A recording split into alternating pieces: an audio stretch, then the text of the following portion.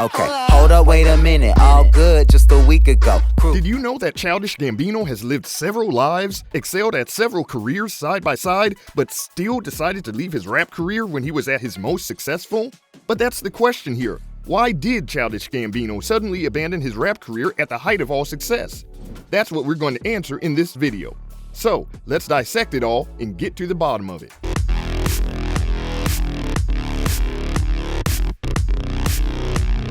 To answer the question about what happened to Childish Gambino, we first have to talk about Donald Glover.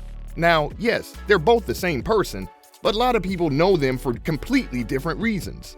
Some of us grew up listening to the iconic raps by Childish Gambino, while others grew up watching shows like Community and can't forget his iconic acting performances. So, what's up with that? Let's rewind a little. You can feel it in the streets on a day like this, the heat. Donald Glover didn't just start out wanting to be one of the biggest names in rap, not specifically anyway. Even though he grew up religious, spending his time in service, his interest was in the arts. He was always writing, creating, and, well, had a particular dramatic flair that you could spot even if there were 100 other artists in the room. It was clear he was special, and that he'd make a name for himself. And with all the awards he won in high school, made it clear that there was only one trajectory for him: the arts. The arts is a massive field though, one where you really have to choose one and stick to it if you want to make a name for yourself. But that's simply not how Donald Glover did it. When you're good at pretty much everything, you don't have to choose. You just hop on over from one thing to the next, and the next, whatever your calling may be. Glover first made it into Hollywood when he sent in a spec script for The Simpsons. For anyone else, it would have been a massive long shot to even get their script on the table in front of Minor and Tina Fey. But Glover isn't really like everyone else. Not only did his script make it on the table, but it was so good that he got a call to be a full-time writer on NBC for 30 Rock. Yep, that took a turn. Suddenly, Glover found himself in the writer's room writing tons of scripts, and people were loving them. It was clear that the man could write, but we've already established that this man doesn't like to do just one thing at a time. So while he wrote for the show from 2006 to 2009, he'd also pop by to do a few cameos along the way. A move so smart, it might have just led to his entire career. See, people got used to the Donald Glover name. They'd see it in the credits of the show, but later on there was a face to the name too. When people like someone in a TV show, they want more. And well, let's just say the audiences wanted more and more of Glover, and he was striving to deliver. After he left 30 Rock in 2009, Glover tried to make it on Saturday Night Live as President Barack Obama, but we all know that Fred Armisen was the man for the job. For the few years after that, Glover was bouncing around from YouTube to acting in short films to eventually making it to the sitcom Community. While he was only on a few episodes in the show, his performance had the fans hooked. Turns out it wasn't the show that let him go, but vice versa. Glover felt like he wasn't really adding value to the show, not as much as he wanted to anyway. So he made the decision to leave the show himself, just so he'd have more freedom to do something that would really add value to his life, and the fans too. Doing that was probably the best thing he could have done at the time, because it's the only reason people ever got Childish Gambino. When someone has the dramatic flair that Glover had, mixed with the impeccable ability to write, going into rap is pretty much a rite of passage. So he accepted that and decided that he was just going to dive into music head first and give it his all. This concept didn't really apply to his name though. While there are people that look into the name Childish Gambino and try to find the meaning behind it, turns out there is none.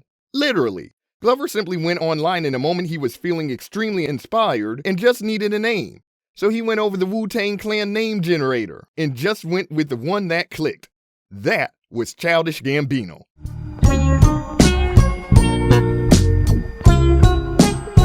Yep, that's how it happened.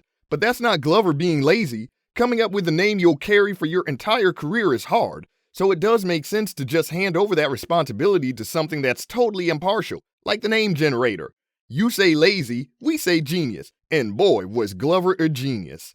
He got to work immediately after he decided to make the switch to music, and in June 2008, the world got his very first mixtape, Sick Boy, and a year after that, Poindexter. I Am Just a Rapper and I Am Just a Rapper 2 came shortly after as twin tapes. And with Cul-de-sac, he had officially become a rapper. But little did the world know he was just getting started. Right after that came his real musical era. In 2011, Glover released his first extended play, titled EP, and well, the world lost it. It sold over 2 million copies. It basically got so big that it was officially time for Glover to take the stage big time, and he did that by announcing the I Am Donald tour. The fans were ecstatic. This man knew how to get attention, and he got it everywhere he went. This was the time when he was taking Childish Gambino as seriously as one could. His style was totally different from the rest of the industry. He was taking risks, making a splash without a care in the world. If Childish Gambino had something to say, he'd say it. When you went to one of his shows, you didn't just get to listen to songs, you'd get the whole experience. There were rap, comedy, and little videos that he wanted to pair with them. He was the whole package, one that mainstream media had to take seriously. It wasn't long before Glover made it to having his own hour-long stand-up special called Weirdo on Comedy Central. That was massive. It showed the world that even though he was focusing on music, if you're a package, you're a package. Glass Note Records snagged him up shortly after Camp and because of the internet. And, well, he had officially become one of the biggest names in the music industry. Pieces like Awaken My Love were unlike anything the industry had ever seen before. Songs like Bonfire, Sweatpants, and 3005 just showed the world that Childish Gambino was capable of creating art with every piece of music he ever came out with. It showed that the man could deliver not just a musical marvel, but a true masterpiece every time he worked on a new project. With that edge, he was able to reach audiences beyond his regular fan base. He became a worldwide sensation. But then came another pivot. His acting career took off again. Glover was offered a role in The Lazarus Effect, and not only did he take it, he killed it. Pun intended. That led to him appearing in Magic Mike XXL and The Martian. His own show, Atlanta, was released shortly after, and, well, one thing led to another, and the man that was just making waves with his music had more acting awards than he could carry. From Golden Globes to Emmys, he had it all. One of the biggest moments in his career, though, was when he made a surprise cameo in Spider-Man: Homecoming. When Andrew Garfield's Spider-Man was being cast, the world wanted him to get the role, but it ultimately went to Garfield. Although Glover was the voice actor for the Ultimate Spider-Man later on, seeing him in the flesh for Homecoming was just a sweet little nod to his character that no one really saw coming. But then, he delivered something people really didn't see coming. This is America. This is America painted the real picture of America for the world. The nonchalant, satirical attitude of Childish Gambino was both jarring and entertaining at the same time, something no one else had really done before. While he did expect it to make a splash, he didn't expect it to be so big that he got a Grammy for Song of the Year, Best Music Video, Best Rap, Sung Performance, and Record of the Year all in one go. The man was the Adele of the year pretty much. It was unbelievable. But not as shocking as Glover's decision to leave the music industry altogether and focus on acting alone. A decision he announced while he was still holding his Grammy. That's where his ethics and his heart come back in. Glover had always been taking risks with his music, and just like his acting career, he wanted it to be rewarding. After This Is America, he felt like he just couldn't get any better and that everything might just come second to it. He felt like he had run his course in the industry, citing that he wants to be there for his children and be a good dad and a good actor instead. He's done what he's wanted to do in the music world and is content with where he's left it. And he's the type of person to walk away when he doesn't feel the purpose in something anymore. And with that, he boxed up the music stuff and shifted his focus back to acting instead. In the end, Tina Fey, the woman that might have just bootlegged Glover's entire career, describes him perfectly. She said that he embodies his generation's belief that people can be whatever they want and change what it is they want at any time. What's the reason I can't do what you do?